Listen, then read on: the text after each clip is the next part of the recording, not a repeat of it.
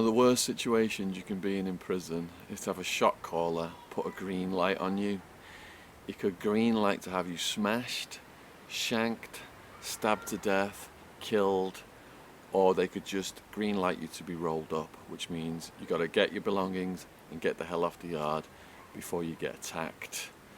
Now, I was green lighted by a shot caller back when I was in Arizona Department of Corrections. I was writing a blog exposing the human rights violations, and most of the prisoners supported what I was doing. My cellmate, Long Island, he said, hey, something that will be really interesting to the public is if you write a blog about how the prisoners are making syringes themselves from items you can buy from the inmate store. Now, I never ever mentioned anyone's names in my blogs without their permission, and I only use nicknames. So I thought if I just write generically about how prisoners are making these syringes, not naming anybody, it wouldn't get me in any trouble. The guards knew about it, the prisoners knew about it. I just figured, hey, this is something the public doesn't know. It's going to be interesting for them. It was a big mistake. Anyway, so I wrote this blog entry called Rig Builders, and it was writing this blog that caused me to get a green light put on me by a shot caller. I'll just read you the blog real quickly so you can get an idea of what I did, my mistake. Recently, the traditional methods of procuring syringes haven't been working, so some prisoners are making their own from store items. There are 3 ways prisoners obtain syringes that I know of. Firstly, stealing them from medical, where they're most commonly used for insulin injections. Secondly, keystering, smuggling them in through visitation, through a visitor's body, anus or vagina to a prisoner's anus, carefully wrapped in balloons, cling wrap or condoms. Thirdly, via the mail system, concealed in cardboard greeting cards delivered by the US Postal Service in envelopes with bogus return addresses. Which store items are prisoners assembling to make syringes with? A hollow watch band pin from a Sentry Action watch, which costs $2.35 from the inmate store. Sandpapered into a point. A Bic pen refill, 25 cents, used as a plunger.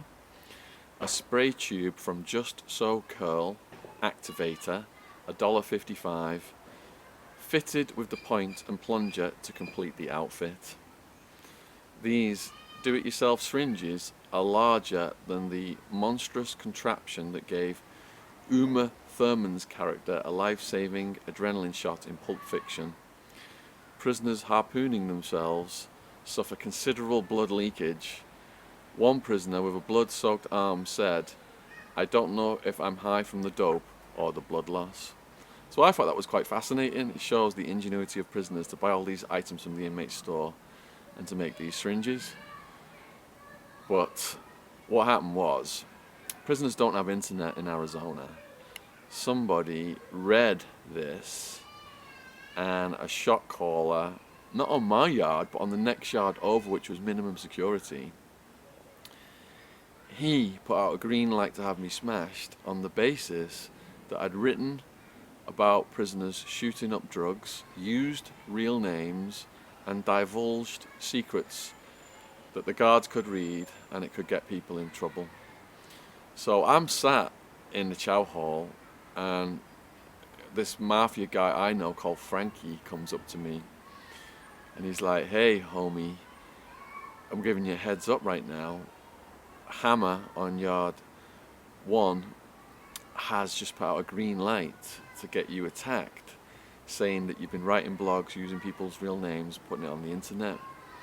So I wasn't sure what he was on about at that point, but then I realised it had to be this blog entry I'd written, Rig Builders. So I said to my homie Frankie, I said, look, come back to my cell and let me read you what I wrote. Honestly, I've never ever used any real names, only nicknames, some people with their permission. So he went back to the cell with me. He read the blog entry and he's like, yeah, you're right, you've not used any real names, but let me give you some advice. Never ever ever write about drugs in prisons, because so many people addicted, it's just going to cause shit, it's going to cause drama, and you're going to get your head smashed in. So took his advice from there on out, but it was already too late because now I've got this green light on me by this shot caller. So I was writing the life story of two Tonys at the time, old school mafia guy, worked for the Bonanno crime family, who inspired the movie The Godfather, the book The Godfather. He was doing 141 years for multiple homicides, and he had a lot of pull on the yard. He was way linked up with the old school Aryan Brotherhood. So Frankie then took me over to Two Tony's cell, and we explained the situation. Two Tony's read the blog that I wrote, Rig Builders, and he's like, yeah, you've not used anybody's real names. Let me work on this and get back to you in a couple of days. I'm going to try and make this, call in a favor and make this go away. Anyway, for the next 2 days, the whole yard it was absolutely chaotic. Half the people, I mean, there was like 100 guys on this yard, half of them wanted to attack me, half of them were trying to protect me. The next day, 4 dudes come chase me back to my cell. I managed to close the door just in time. They started yelling at me, oh, you're fucked up now using real names, we're going to get you now, and all this. They were pushing my door. They yelled at someone who was outside of the guard's office, tell the guard Attwood wants his door opened, he wants to get out. The guard clicked my door open. They were all pushing it. As soon as I heard it click, I pushed it back, managed to re-shut it, and then they kept doing this, trying to get the guard open, and I had to keep... If they'd have got in to my cell, I would have got the absolute shit beat out of me right then, because the green light was in full effect, and Two Tonys hadn't been able to call in his favour yet to get it squashed. So, by luck, honestly, so many things happened by luck. I don't know how I got through all this without any teeth getting knocked out, any bones broken, but by luck, they didn't get into the cell that evening. The next day, this big hillbilly dude who's got a shank comes to my cell, and before he gets there, I've got a guy in there who's talking to me, a huge Marine guy, and he goes out and he's like, bam, bam, knocks the guy out, knocked the guy the fuck out. This guy was coming to my cell to shank me, to follow up on this green light. Now this Aryan brother dude, Hammer, he was running the drugs through the whole of this prison. So if you're running the drugs and you're a shot caller, you're running the drugs for the entire prison. Basically, you know, people are in there who'll kill someone for you for as little as $50 worth of heroin. This is how much power this guy had. So all these people trying to attack me, people protecting me because they supported my blog, they supported my activism. A lot of them had books sent to them by my blog readers. They got pen pals through my blog. So day 2, the attacks are still coming. My parents were just out there visiting me at this time. I was going to visitation.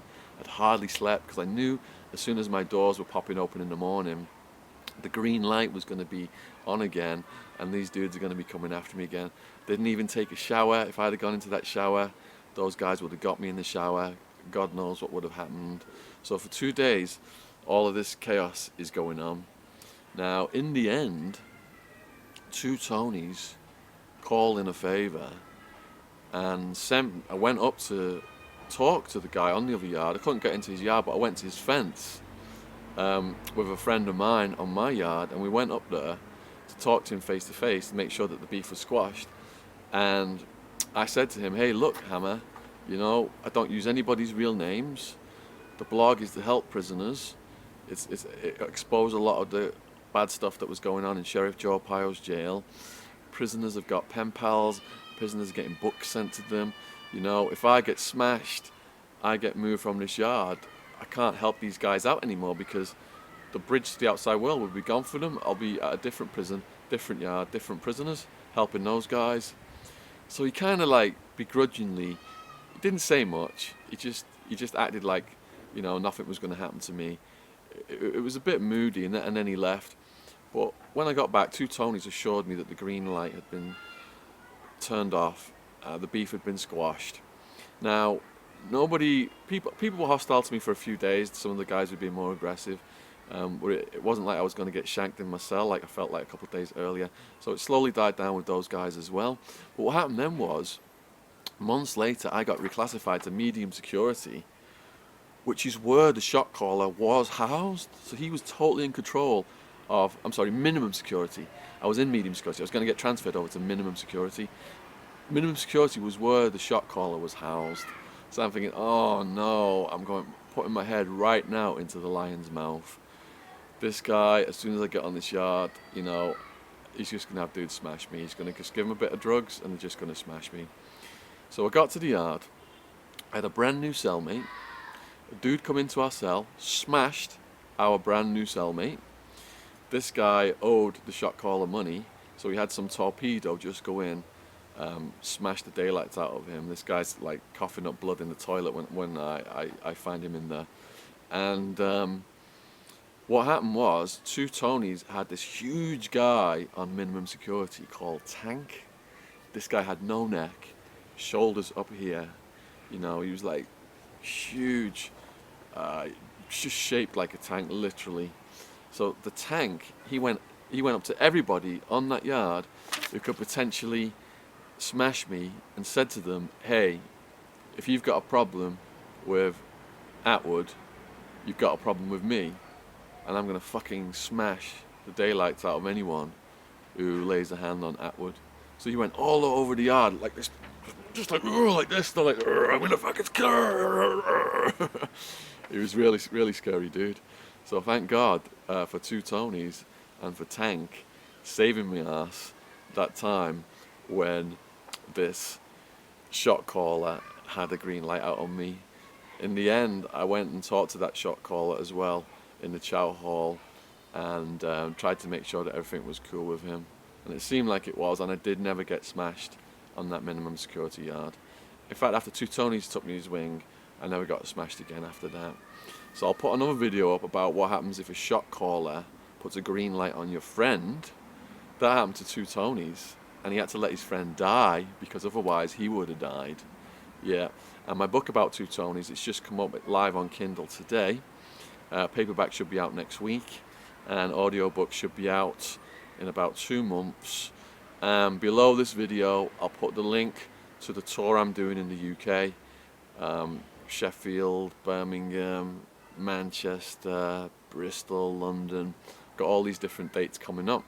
And if you are unemployed, if you are a student, you've got to be over 18 to get in. Shoot me an email. I do have some free guest list spaces for people who can't afford the £12 ticket price. Alright, appreciate you supporting my channel. Hope you've enjoyed this video. Take care out there. Please like and subscribe.